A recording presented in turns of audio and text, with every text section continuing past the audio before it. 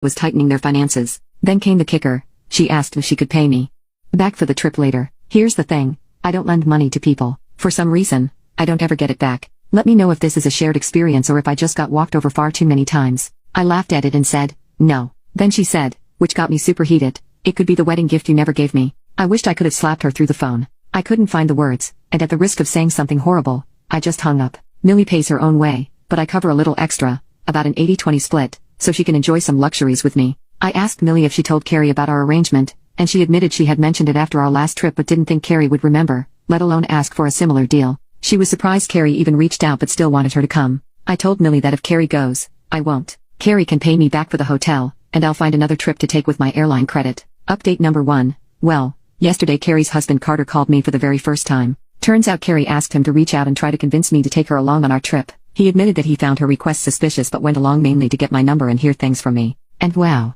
the story she told him was wildly different. My aunt, let's call her Barb, actually spent Carrie's entire wedding fund on a brand new car. My uncle, Carrie, and Carter were furious when they found out, but Barb just brushed it off and said she'd ask my dad to help cover the costs. Carter said Barb told them my dad refused to help, which led him to turn to his family for financial support. As for the not inviting us part, Carrie left us out because of my dad's refusal. She assumed he knew exactly what he'd done wrong, so she never bothered to explain or talk to him about it. Carter told me he was relieved I turned down her request to join us on the trip. He wants her to focus full-time on finding a job and said he plans to start scaling back some of the small luxuries he currently provides until she puts in the effort. 2 days later, Millie and I aim to go together next year when things have cooled off. By then, she should have plenty saved up. I had blocked Carrie so she couldn't call me directly, but her mom, Barb, decided to call my dad. I happened to be at dinner with my entire family at the time. Barb asked if I would let her come if she paid for Carrie's trip. By then, Millie and I had already canceled everything, and I told her we decided to go our separate ways. Then Barb asked if I'd go if she paid for all of us, but my mom shut that down immediately. She didn't want us to be indebted to her,